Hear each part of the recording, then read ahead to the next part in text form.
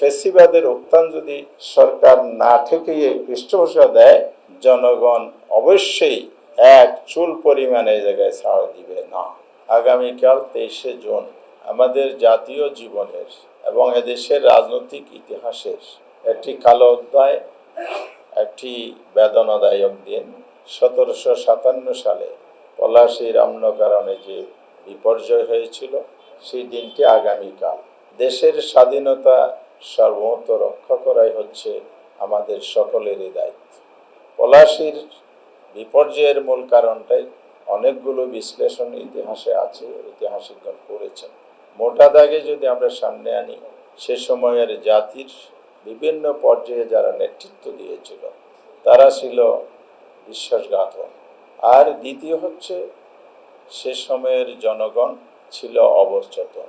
Lord Clive যে English সেনাপতি, তার আত্মজীবনী একথাটা বলে গেছেন, জনগণ যদি সচেতন থাকতো, তারা যদি লাঠি ছোটা ইট পাটকেল নিয়ে দাঁড়াতো, তাহলে আমাদের বাহিনী নিঃশেষ হয়ে যেত। আজকের বাংলাদেশের যদি স্বাধীনতার সার্বভৌমত্ব, দেশের সামগ্রিক পরিস্থিতি আমরা বিশ্লেষণ করি, কিছু কিছু ক্ষেত্রে এর একটা মিল পায়। প্রায় 17 বছর নিজেদের ক্ষমতায় থাকা টিকিয়ে রাখার জন্য দেশের স্বাধীনতা অন্যের হাতে তুলে দেওয়ার, সার্বভৌমত্ব বিকিয়ে দেওয়ার একটা ষড়যন্ত্র চলমান ছিল।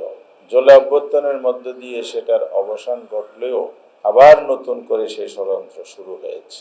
আমরা আবার লক্ষ্য করছি, ক্ষমতায় টিকে থাকার জন্য সেই অপচেষ্টা অতীতের মতোই অনেকগুলো বিষয় লক্ষণীয় আমাদের সামনে। জনগণও যাতে ঐক্যবদ্ধ হতে পারে, সরকার যদি এভাবে জনমতকে তোয়াক্কা না করে, এই যে গণভোটের রায় বাস্তবায়ন না করে যেটা অপেক্ষা করেছে, প্রতিটি পরদে পরদে যেভাবে জনগণের মনোভাব অভিমতকে উপেক্ষা করে তাদের দলীয় চিন্তা সিদ্ধান্তকে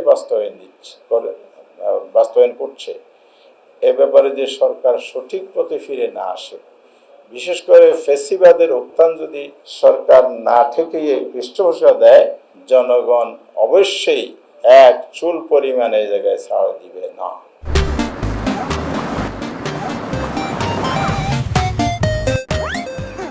আমরা আপোষহীন আন্দোলন করব, এই আন্দোলন অব্যাহত থাকবে।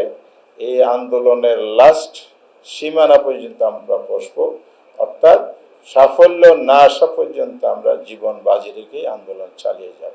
আমাদের অবাক লাগে, অন্তর্বর্তীকালীন সরকারের কথা যদি আপনি বলছেন, সেই সময়ে যখন আইন শৃঙ্খলা অ্যান্ড আদার্স বিষয়ে এই যে মব হতো, বিক্ষোভ হতো, তখন এই সরকার, তখন সরকারে ছিল না বিএনপি, তখন রাজনৈতিক দল হিসেবে বলতো, বড় গলায় জোর করেই বলতো, নির্বাচিত সরকার না থাকলে এগুলো নিয়ন্ত্রণ সম্ভব নয়।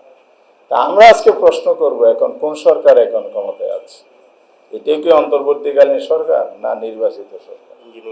তাহলে কি ওনাদের নিজেদের নির্বাচন নিয়ে নিজেদের শঙ্কা আছে, আস্থাহীনতা আছে, যে গণভোট ডেনে আমরা ইঞ্জিনিয়ারিং করে আসছি, এই জন্য আমরা এটা নিয়ন্ত্রণ নিতে পারছি না? এটা বিগত অন্তর্বর্তীকালীন সরকারের সাথে আরো ভয়াবহ রূপদান করছে। নিঃসন্দেহে এটা সরকারের ব্যর্থতা, এবং সরকার যদি ব্যর্থ হতে থাকে, জনগণই এ ব্যাপারে পদক্ষেপ নিবে, এই সরকারকে ক্ষমতায় রাখবে।